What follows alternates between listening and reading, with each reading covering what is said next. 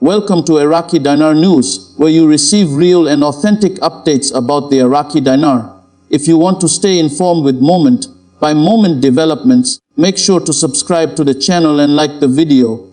In today's analysis, we are taking a thoughtful and grounded look at an interesting comparison that is often brought up when discussing Iraq's currency future. The comparison is between Iraq and another relatively young nation, Georgia, a country that gained independence in 1991 and within just a few years successfully introduced its currency into the global financial system.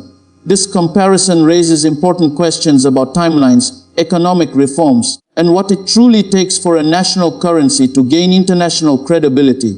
Let's begin by examining the case of Georgia. After gaining independence in 1991, Georgia faced significant economic challenges, including instability, inflation, and the need to rebuild its financial institutions from scratch. Despite these early struggles, the country managed to introduce its national currency, the Georgian lari, into the global market by 1995. That means it took roughly 4 years for Georgia to move from independence to having a recognized and tradable currency on the foreign exchange market. Now, this timeline is often highlighted because it appears relatively fast. However, it's important to understand the broader context behind this achievement. Georgia received substantial support from international financial institutions, including the International Monetary Fund and the World Bank. These organizations provided not only financial assistance, but also technical guidance on monetary policy, fiscal discipline, and structural reforms. As a result, Georgia was able to stabilize its economy, control inflation, and achieve consistent GDP growth over time. Today, the Georgian lari trades at approximately 2.7 to the US dollar, reflecting a stable, functioning currency within a relatively small but open economy. The cost of living in Georgia also remains relatively low, with examples such as housing costs being under $500 per month in certain regions, which indicates a balanced domestic economy aligned with its currency valuation. So, what does this mean when we shift our focus back to Iraq? At first glance, some observers might assume that Iraq could follow a similar path and timeline.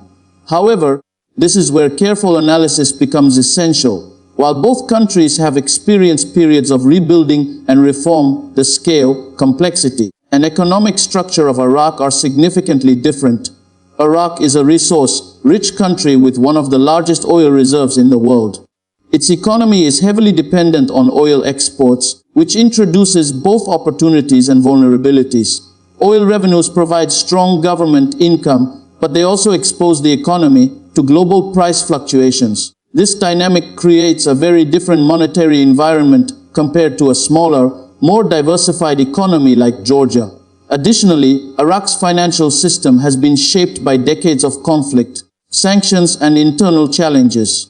Rebuilding trust in the banking system, modernizing financial infrastructure, and ensuring transparency are all ongoing processes. These factors naturally extend the timeline for currency reform and international integration. One of the key points mentioned in the news update is the role of the Central Bank of Iraq in attempting to phase out older banknotes and move toward a more modern, possibly digital, currency framework. This is a significant development, but it must be understood within the broader context of global financial trends. Around the world, central banks are exploring digital currencies as a way to improve efficiency, reduce corruption, and enhance financial inclusion. For Iraq, moving toward digital currency systems could help address long-standing issues such as cash-based transactions, lack of banking access, and informal economic activity. However, transitioning to a digital currency is not a quick or simple process. It requires robust technological infrastructure, strong regulatory frameworks, cybersecurity measures, and widespread public adoption. These are long-term initiatives that typically unfold over several years, not months. In the short term, the efforts by the Central Bank of Iraq to manage currency supply, stabilize exchange rates, and modernize the financial system can be seen as positive steps. Reducing the circulation of older banknotes may help improve monetary control and reduce the risk of counterfeiting or illicit financial flows.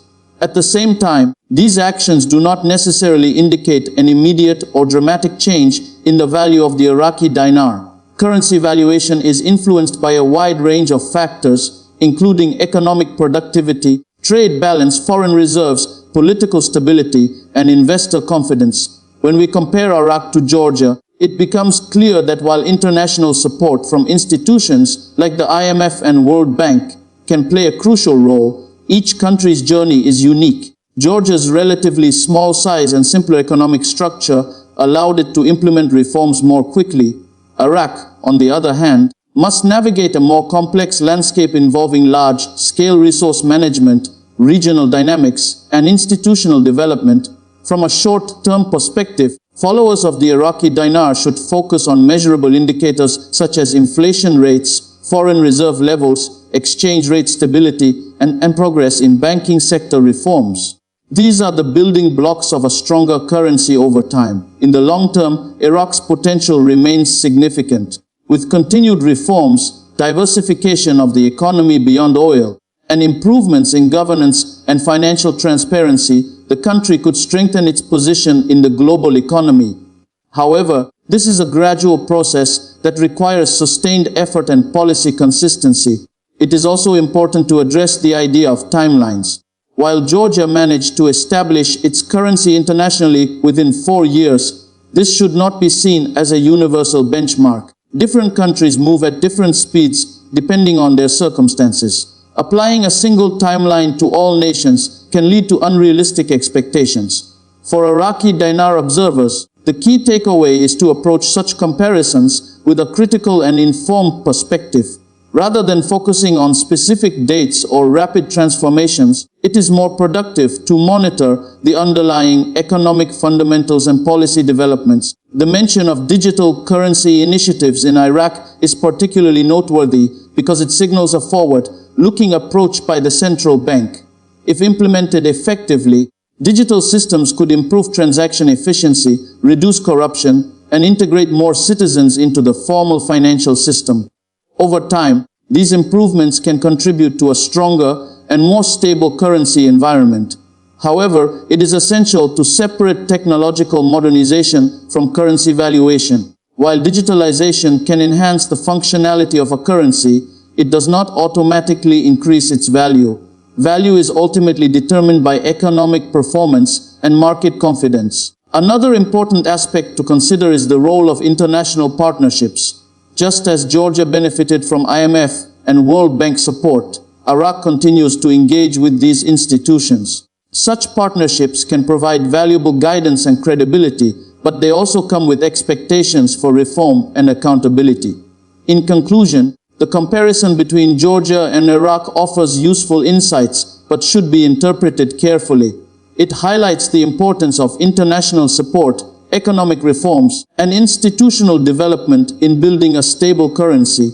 At the same time, it underscores the reality that each country's path is shaped by its unique conditions.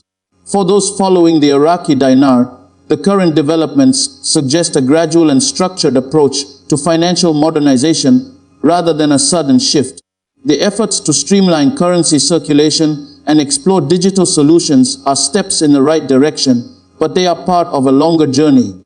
As always, staying informed with accurate and balanced information is essential. Avoid relying on speculation or overly optimistic projections, and focus instead on verified economic data and official policy announcements. Thank you for watching. If you want to stay updated with responsible and factual Iraqi dinar news, make sure to subscribe to the channel and like the video.